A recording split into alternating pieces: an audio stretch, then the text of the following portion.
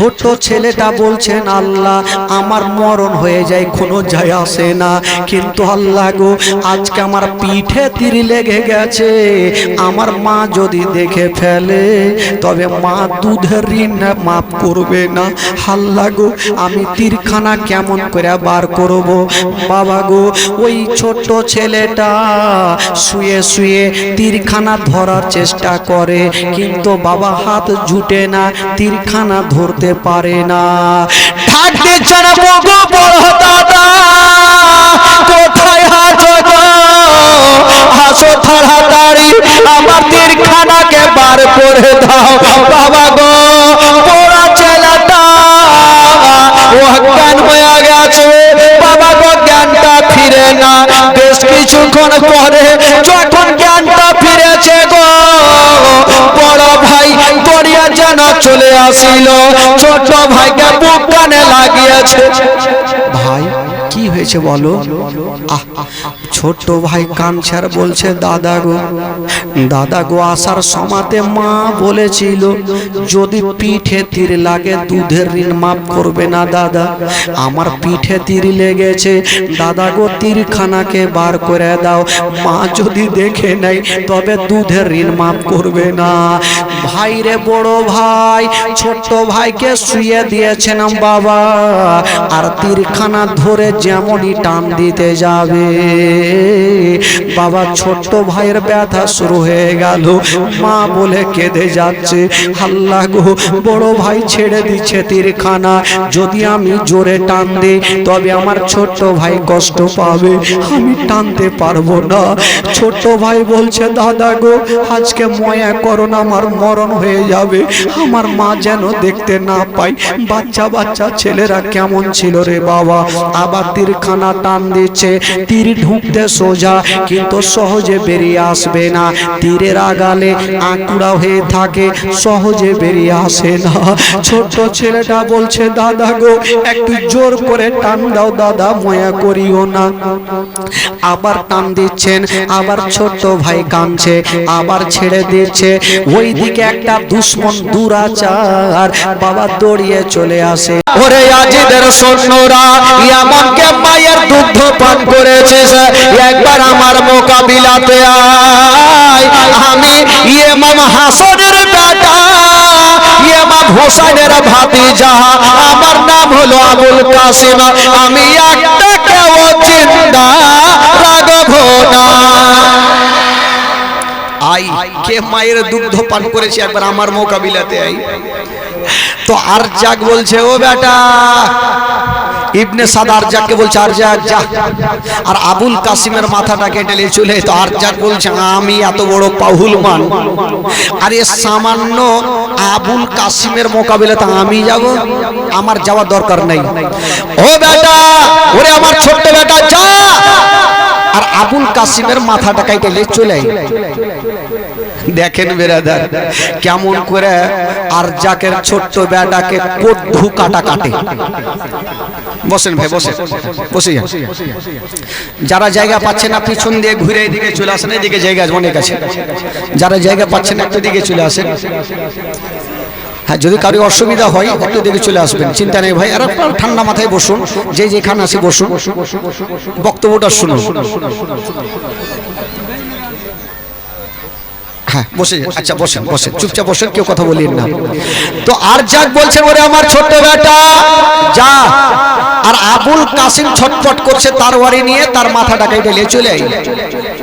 তো ইবনে সাদ বলছে ও আরজাক তুই এটা ভাবিস না যে আবুল কাসিমের শক্তি নেই, তোর বেটাকে বাঁচিয়ে রাখ আর তুই যা, না হলে তোর বেটাকে কদ্দু কাটা কাটবে। বলছেন না আমার যাওয়া দরকার না, আমি একটা বিশাল বড় পাহুলমান, আর আমার বেটা হয়েছে পাহুলমান, যারে বেটা যা, আর আবুল কাসিমের মাথাটাকে ডেলে চলে আয়। ঠিক আছে আব্বা, কিন্তু আরজাকের বেটা যেতে ভয় করছে যে আব্বা আমাকে পাঠাইলে আমাকে মনে হয় কদ্দু কাটা কাটবে। ও কিন্তু যেতে চাই না, বাপের অর্ডার হয়েছে যেতে হবে। আরজাক বন্ধুরা, আরজাকের ছোট্ট বেটা পৌঁছে গেল। আবুল কাসেমকে বলছে ও গো আবুল কাসেম, এবার তুমি মরার জন্য তৈরি হয়ে যাও। আবুল কাসিম বলল আগে যাও, আর তোমার বিবির আছে মোহরানা মাপ লিয়ালাও। আবুল কাসিম বলছে বিবির কাছে মোহরানা মাপ লাও, এক্ষুনি তোমাকে কোট ধুকাটা কাটবো। আর জাকের বেটার মিজাজ খারাপ, আমি একটা পাহুল মান আর আমার সামনে বের মুখ বাজাইছে, ঠিক আছে। তো ইমামে কি বলে আবুল কাসিমকে বলছে, আর জাক বলছে তাহলে আগে তারওয়ারি কে চালাবে? তো আবুল কাসিম বলছে আগে আমি চালাবো না, কারণ আমরা নবী বংশের ছেলে। জোরে বলুন সুবহানাল্লাহ। আমরা কখনো অন্যায় করি না, আর কেউ যদি আমাদের অন্যায় করে তাকে জিন্দা ছাড়ি নে, চালাও তাহলে। আর যাক ভাবলো কি বলে, আর জাকের বেটা ভাবলো এমন করে তারওয়ারি চালাবো, আবুল কাসিমকে জিন্দা রাখবো। আর জাকের বেটা ওই পাহুলওয়ান বাবা তারওয়ারি খানা নিয়া কি বলে ওই চালিয়ে দিয়েছেন বন্ধুরা, আবুল কাসিমের দিকে চালিয়ে দিয়েছেন। যেমন চালিয়েছেন বাবা, আবুল কাসিমের হাতে ঢালখানা ছিল, ঢালে নিল আর ওই আর চোখের তারওয়ারি খানা বেকার করে দিল। আর জাকের বেটা তারওয়ারি বেকার। এবার আবুল কাসিম বলছে এবার আমি মারবো। বলে হ্যাঁ মারে, ও জানে যে हमारा জান নেই। বাপের দিকে দেখছে, আব্বা হে শেষবারের মতন আমাকে দেখে আর আমার উপায় নেই। এই দিকে বেরাদার আবুল কাসিম বলে এবার মরার জন্য তৈরি হয়ে যাও। আবুল কাসিম বেরাদার তারওয়ারি খানা উঠিয়েছেন বাবা, এত জোরে চালিয়েছেন বন্ধুরা, এত জোরে চালিয়েছেন। আর জাকের বেটা ঢালে এড়িয়ে নিয়েছেন বাবা, কিন্তু ওই ঢালকে দুই খণ্ড করে আর জাকের বেটার গলাতে লেগে গেল, আর দুই খণ্ড হইয়া জমিনে পড়ে গেল। কয়জন ছিল পাহুলমান? বাপকে দিয়ে 4 জন, বাপকে দিয়ে 5 বেটা।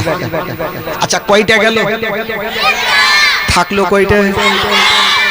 আগে মা আগে, আর জীবনী হামাকার করবে হয়েছে না ভাই, সব মুখস্থ হয়ে যাবে। এবার ইবনে সাদ বলছে আর যাকেও আর যাক, তোর একটা বেটা কুমড়া কাটা হইল, এবার তুই যা 3টাকে বাঁচিয়ে রাখ।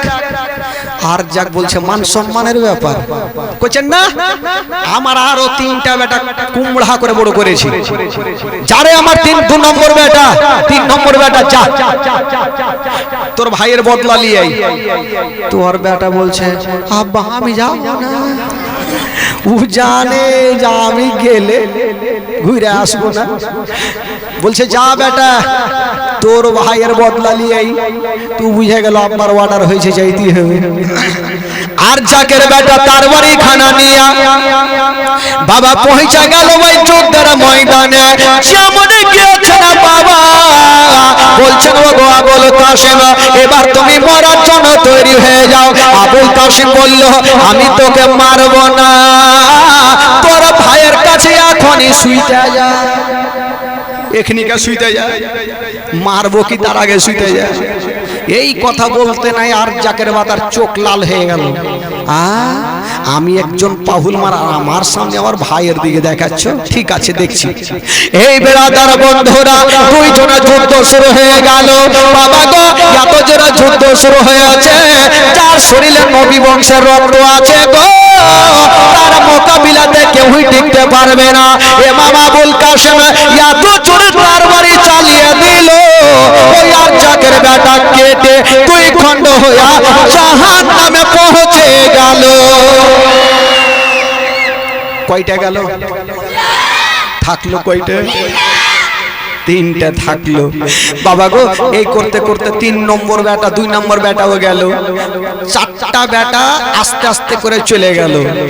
তো আরজাককে বলছে ইবনে সাদ এ আরজাক এবার কি করবি? তোর 4টা বেটা কোধু কাটা হইল, এবার তুই যা। আর জাকের এত শক্তিশালী 20টা লোক যদি সামনে থাকে ওর মোকাবিলাতে পারে না। একদম আরজাক পাহুল মানের মতন ফিল্ডে নেমে গেল ভাই। আর যেমনই নেমে গেছেন বন্ধুরা আর জাকের চুলগুলা বড় বড়, আগে গিয়া ফিল্ডে নামার পরে যুদ্ধ করে না, আগে অন্য করছে। আজকাল কিছু ফিলিয়ার থাকে না, ফিল্ডে ফুটবল যখন খেলতে যাবে তো ম্যাচ শুরু হবে 4টায়, কিন্তু 3টার সময় নামবে, এদিকে পা চালাবে, ওইদিক মানে প্র্যাকটিস করবে, আগে খেলতে তো হবে। ও কিন্তু ঘোরাঘুরি করছে, কিছু যুবক ছেলেও থাকে চুল বড় বড়, এক জায়গাতে জীবনী করছি ভাই, তো একটা ছেলে সামনে বসে আছে, তো বকরিতে এখানে পেচ্ছাপ করতেছে, মানে এই যে চুল গেলা লাল করে না। আমি বলছি হারে বাবা, তোমার বকরি এখানে পেচ্ছাপ করতে পেয়েছে বলে মৌলানা সাহেব এটা স্টাইল। এই কোন স্টাইল আল্লাহ জানে। তো আর জাগ ভাই মাথা ঝুলাইছে, মানে ফিল্ডে নামবে, আবুল কাসিমের মাথা কাটবে, মানে 4টা ব্যাটার বদলা নিতে হবে, মাথা ঝুলাইছে। যেমনই ঝুলাচ্ছে না বন্ধুরা, এবার প্র্যাকটিস করার পর আবুল কাসিমের সামনে এসে হাজির। আবুল কাসিম, আমার 4টা বেটাকে তুমি দুনিয়া থেকে বিদায় করেছো, এবার তোমাকে বিদায় করব, মরার জন্য তৈরি হয়ে যাও। তো আবুল কাসিম দেখলেন একে যুদ্ধ করে পারা যাবে না, একে কোনো বুদ্ধি লাগিয়ে মারতে হবে, কারণ সব জিনিস শক্তিতে হয় না ভাই, কিছু বুদ্ধির প্রয়োজন থাকে। কি করে মারবো? বলে একে বুদ্ধি করব, তাহলে মারতে পারবো, না হলে পারা যাবে না। তো আর যাকে বলছেন, ও বারজাক, আচ্ছা আমি শুনেছি তোমার মতন পাহুলমান পৃথিবীতে কেউ নেই। বলে হ্যাঁ সত্যি শুনেছো। বলে আচ্ছা তুমি পাহুলমান, আজ থেকে মনে মনে লাগছে তোমাকে দেখে তোমার মতন মোটা বুদ্ধা পাহুলমান আসে নাই। আর যাকে কিন্তু মিজাজ খারাপ হয়ে গেছে যে আমি এত বড় পাহুলমান আর আমাকে মোটা বুদ্ধা বলছে। না, আবুল কাসিমকে জিন্দা রাখবো না।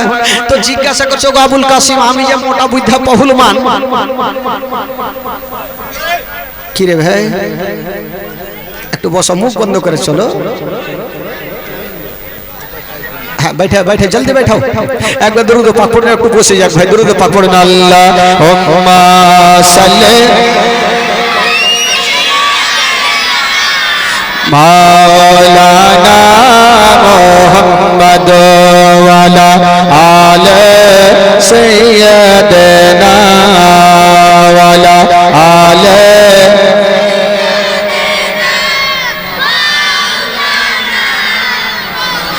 একবার মোহাব্বতে বলুন সুবহানাল্লাহ। তো আর যাক বলল, ওগো আবুল কাসিম, আমি যে একজন মোটা বুদ্ধা পাহুলমান, এটা তোমাকে কে বলেছে? তো আবুল কাসিম বলল, দেখো আমি শুনেছিলাম তুমি একদম বিশাল বড় পাহুলমান, কিন্তু আজকে তোমাকে দেখে মনে লাগছে তোমার মতন মোটা বুদ্ধা পাহুলমান নাই। বলে কেমন করে? বলে যেটা তুমি মানে যে দুলদুলে চেপেছো, ওই ঘোড়ার জেরাটা তুমি উল্টা করে লাগিয়েছো, তো তুমি ফের বলছো পাহুলমান। তো আর যাক বলো, মানুষ মাত্র ভুল হইতেই পারে, একবার দেখেলি এই ছাপড়ে গিয়ে যেমনই চেরা দেখতে গেছে, ইমাম আবুল কাসিমের হাতে ছিল তরবারি খানা, যেমন ছাপড়েছে না বাবা, এত জোরে চালিয়ে দিল, গলাতে পড়ে গেল, দুই খণ্ড হইয়া জাহান্নামে পৌঁছে গেল। কয়টা গেল? আর কিছু থাকলো? জিরো। জিরো কই যে থাকলো? জিরো ভাই। এবার আবুল কাসিম 5 বাপ বেটাকে যখন শেষ, তো আবুল কাসিমের মোকাবিলাতে ইয়াজিদের সৈন্যরা কেউ আসতে চায় না। যেমনই আসতে চাই না বন্ধুগণ বাবা, ইবনে সাদ বলল, একজনকে থাবা দিয়ে বলছে যা ইমাম হোসেনের কি বলে আবুল কাসিমের মোকাবিলাতে যা। ওই লোকটা বলল, আমাকে বেতন দিলেও ভালো, না দিলেও ভালো, 5 বাপ বেটা পারলো না আর আমাকে পাঠাইছো, আমি চাকরি করবো না, বাড়ি চলবো, আমি যাই ফের কোট ঢুকাটা হবো, আমি যেতে পারবো না, তুই যাবি না? ঠিক আছে।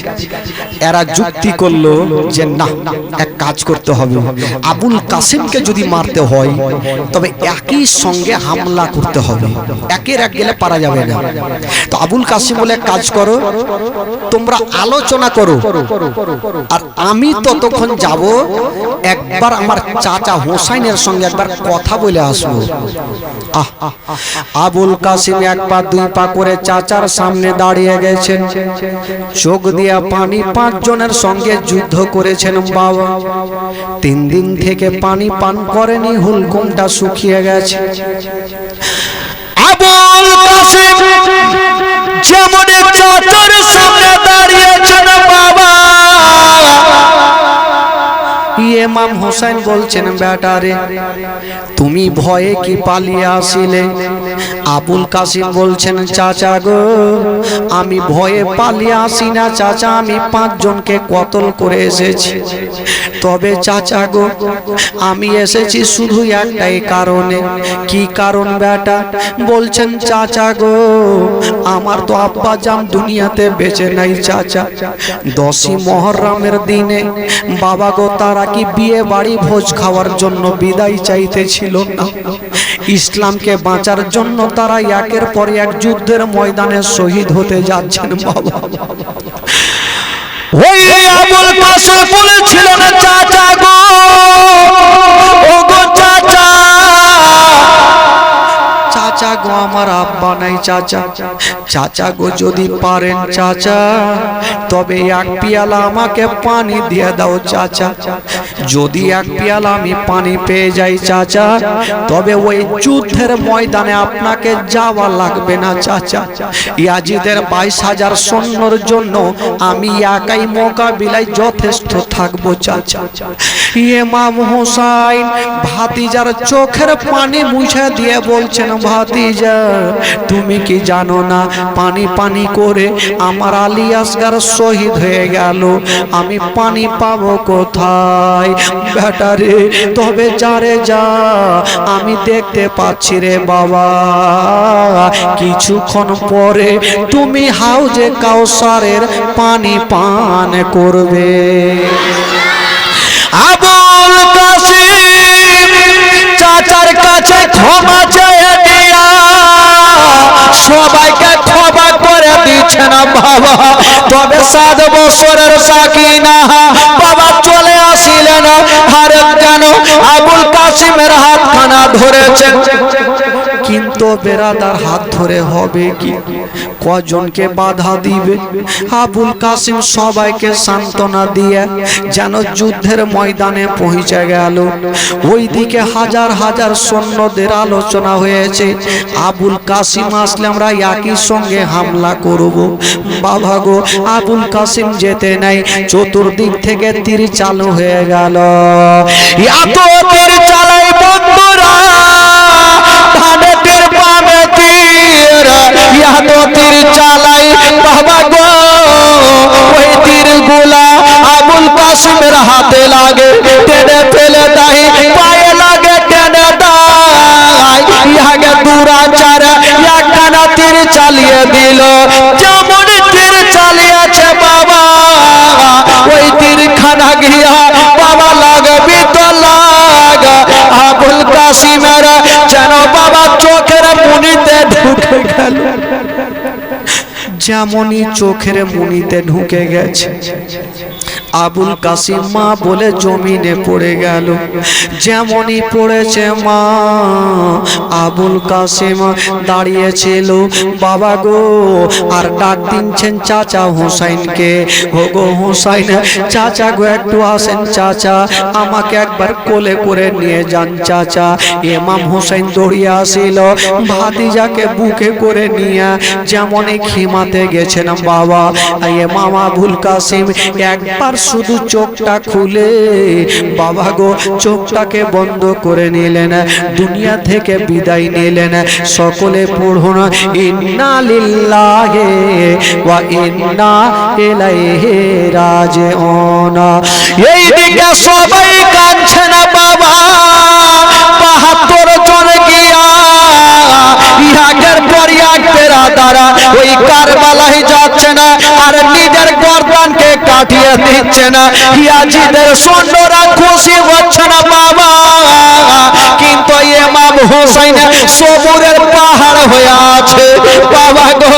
বেটার লাশকে বহে নিয়ে কারবালায় দাফন করছে না, ভাতিজার লাশকে বহে নিয়ে এসে কারবালায় দাফন করেছে না, আর কবরগুলা দেখছে না বাবা। আরে ইমাম হোসেন যেন দিলখানা কাঁদছে না বাবা। ইমাম হোসেন ভাবছেন আল্লাহ আমি আর কাউকে তোমাকে পাঠাবো না, আমি যাব যুদ্ধের ময়দানে। কিন্তু বেরাদার কোনটা ঘটনা বলবো, 3-5 দিনের জীবনে আজকে শেষ রাত্রি, কত কথা বলবো।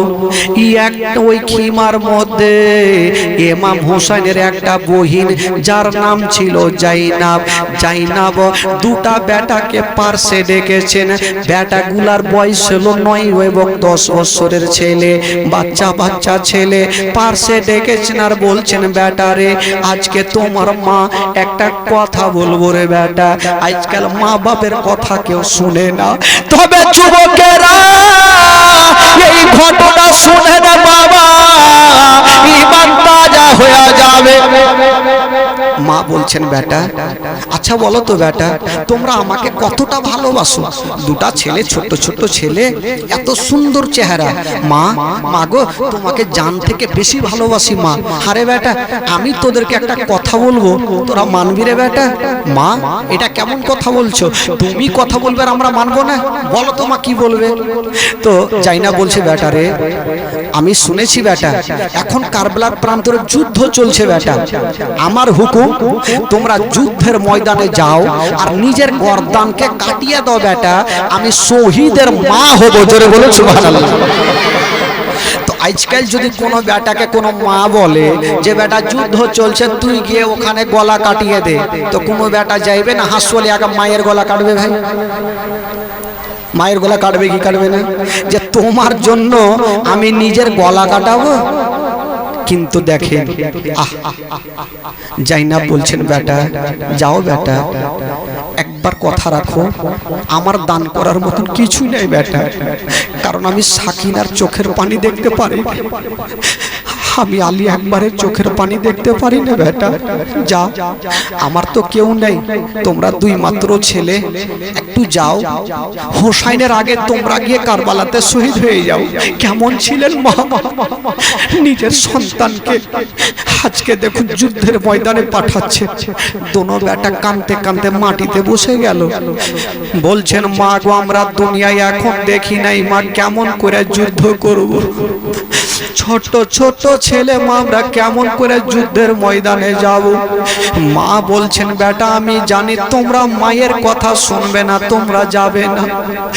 মা যাই না বাবা গো বসে বসে ডুগরে ডুগরে কাঁদছে। দোনো বেটা মার চোখের পানি মুছছেন। মা গো মা তুমি কান্দিও না মা, তুমি যেটাতে রাজি আমরাও সেটাতে রাজি মা। মা গো তবে আমরা যুদ্ধের ময়দানে যাব, একটা শর্ত আছে মা। মা গো আমরা যুদ্ধের ময়দানে যাওয়ার আগে মা একবার করে মা তুমি আমাদের অন্তর ভরে বুকে লাগিয়ে নাও মা, কারণ আর মাকে দেখতে পাবো না, আর ঘুরে আসবো কি আসবো না জানি না। এবার মা দোনো বেটাকে বুকখানে ধরে নিয়েছেন বাবা, আর গালে মুখে চুমা খাচ্ছে না, আর বলছেন বেটারে ওরে লাডলা দুলারা, ওরে কলেজার পারা, তোমরা যুদ্ধের ময়দানে যাও রে বেটা, আমি সাকিনার কান্না দেখতে পারি না, আমি ওই কে বলে জয়নাল আবেদিনের কান্না দেখতে পারি না। যা তোরা যুদ্ধের ময়দানে শহীদ হয়ে যা, নিজের গলাকে কাটিয়ে দে বেটা, কারণ আমার আর কিছু নেই বেটা। সুবহানাল্লাহ। কেন বলেছিলেন জানেন? জাইনাব বলেছিলেন, বেটা কাল হাসরের মাঠে আমি বলতে পারবো, আল্লাহ গো আমার ভাই হোসাইনের আগে আমার দোনো বেটাকে আমি কারবালায় কুরবান করে দিয়েছি। আল্লাহ বাবাকে কথা বলতে নাই, দোনো বেটাকে সুন্দর করে নতুন নতুন জামা পরিয়ে দিচ্ছে। দোনো বেটা যুদ্ধের ময়দানে যাবে বাবা। একটু দূর আগিয়ে গিয়েছেন, মার কাছে ক্ষমা চেয়ে নিয়ে একটু দূর আগিয়ে গিয়েছেন। মা পিছন থেকে ডাক দিচ্ছেন, বেটা একটু কাছে আসো, আমার কাছে আসো। দোনো বেটা পিছনে এসে বলছেন, মা গো তুমি কি জানো না মা, কেউ যখন দিল্লি বোম্বাই যায় মা তবে পিছন থেকে ডাকতে হয় না মা। মা গো তুমি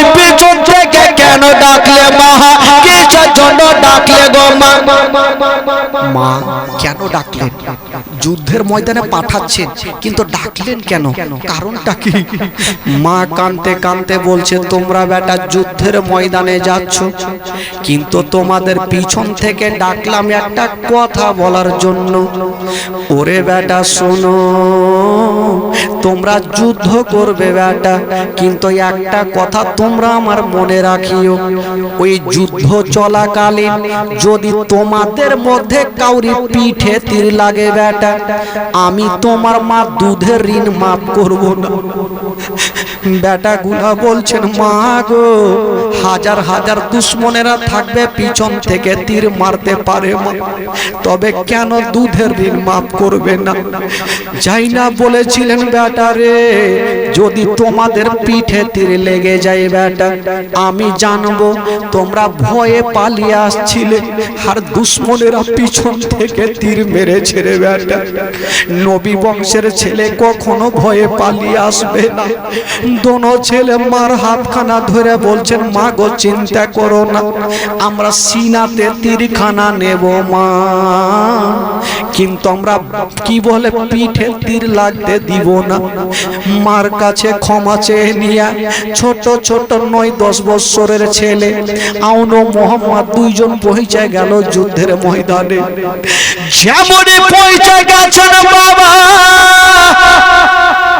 হায়রে চাঁদের মতো চেহারা, যেমনই ছোট ছোট তরবারি নিয়ে যুদ্ধের ময়দানে দাঁড়িয়ে হুক্কার দিচ্ছেন, বলে আজিদের সৈন্যরা একবার আমার মোকাবিলাতে আই, একটা কেউ চিন্তা রাখবো না। ইবনে সাদ একটা লোককে বললো, যা ওই 2 বাচ্চার মাথাটা কেটে নিয়ে চলে আই। একটা লোক দৌড়িয়ে গেল, ওরে ছেলেরা, তোমাদের চেহারা এত সুন্দর বেটা, যাও তোমরা মার কাছে যাও, কারণ এখনই তোমাদের গলা কাটবো, যাও বাবা, তোমরা দোষ করো না, তোমার মার কাছে যাও। বাচ্চাগুলো একটা পাহুল মানের মতন জবাব দিয়েছিল, কি বলে, ওরে আজিদের সৈন্যরা, আমাদের চেহারা দেখতে ভালো লাগে রে, আলী আসগরের চেহারা কি দেখতে ভালো লাগে না? আমাদের চেহারা ভালো লাগে রে। কি বলে, মোহাম্মদ ইব্রাহিমের চেহারা কি তোদের ভালো লাগছিল না? আমাদের চেহারা ভালো লাগে রে। আলী আকবর চেহারার কি ভালো লাগে না? আমাদের চেহারা ভালো লাগে রে।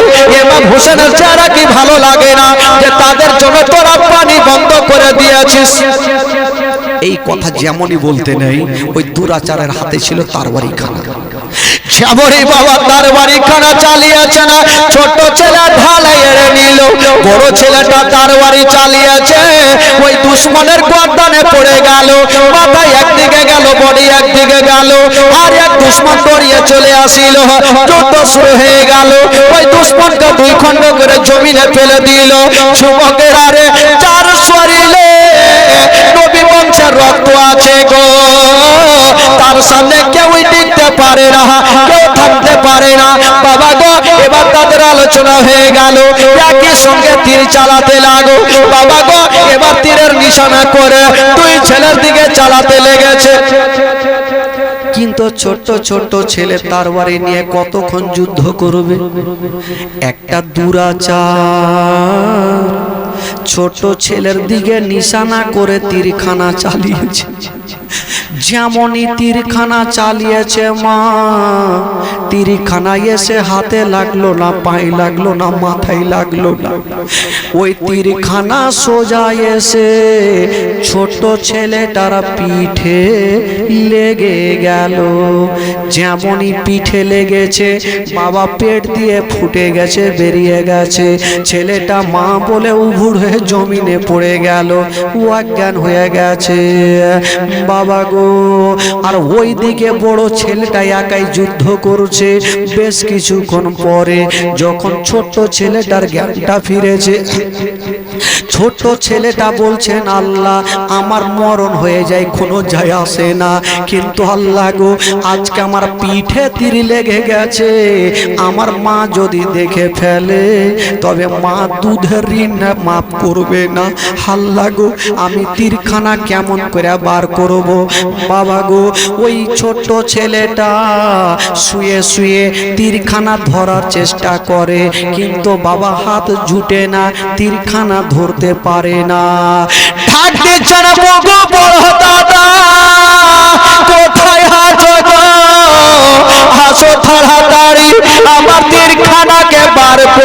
দাও বাবা গো বড় ছেলেটা অজ্ঞান হয়ে গেছে বাবা গো জ্ঞানটা ফিরে না বেশ কিছুক্ষণ পরে যখন জ্ঞানটা ফিরেছে গো বড় ভাই দড়িয়া যেন চলে আসিল ছোট ভাইকে বুক কানে লাগিয়েছে ভাই কি হয়েছে বলো ছোট ভাই কাঁদছে আর বলছে দাদা গো আসার সময়তে মা বলেছিল যদি পিঠে তীর লাগে দুধের ঋণ মাফ করবে না দাদা আমার পিঠে তীর লেগেছে দাদা গো তীরখানাকে বার করে দাও মা যদি দেখে নেয় তবে দুধের ঋণ মাফ করবে না ভাই রে বড় ভাই ছোট ভাইকে শুয়ে দিয়েছেন বাবা আর তীরখানা ধরে যেমনই টান দিতে যাবে বাবা ছোট্ট ভাইয়ের ব্যথা শুরু হয়ে গেল মা বলে কেঁদে যাচ্ছে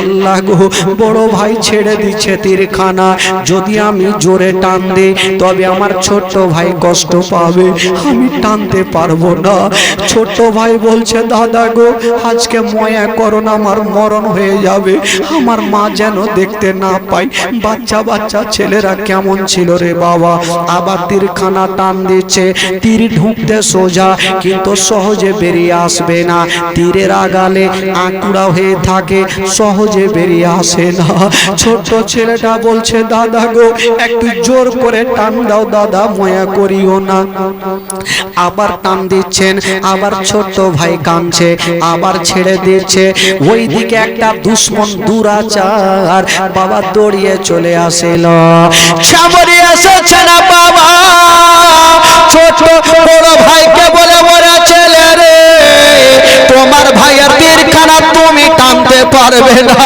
আমাকে দেয়া দাও আমি তোমার ভাইয়ের তীরখানাকে টেনে দিব বাবা গো ভাই তো ভাইয়ের উপরে ময়া ছিল ওই দুশ্মনের ময়া নাই রে বাবা বড় ছেলেটাকে ধাক্কা দিয়ে ফেলে দিল আর ওই দুশ্মন দুরাচার ছোট ভাই উভুর হয়ে শুয়েছিল একটা পা ছোট ভাইয়ের পিঠে চাপালো যেমনই চাপিয়েছে দুই হাতের তীরখানা যেমনই টান দিতে যাবে বড় ছেলেটা কাঁদতে কাঁদতে ওই লোকটার পা ধরেছে কে আছো গো আমার ভাইয়ের পিঠে পা খানা দিও না আমার ভাই কষ্ট পাবে পা দিও না ওই দুশ্মন দুরাচার বলছে সরে যাও তীরখানা বার করব একটা ছোট ছেলের পিঠে যদি কেউ একটা পা দেয় বলুন তার অবস্থা কি হয় রে বাবা ছোট ছেলেটা মুখে কথা বলতে পারে না শুধু ইশারা করে কে আছো গো আমার পিঠে একবার নেমে যাও কিন্তু দুশ্মন দুরাচার বলল না তোমার তীরখানা আমি বার করব বড় ভাই বাধা দিতে গেল আবার বড় ভাইকে ধাক্কা দিয়ে চালিয়ে দিল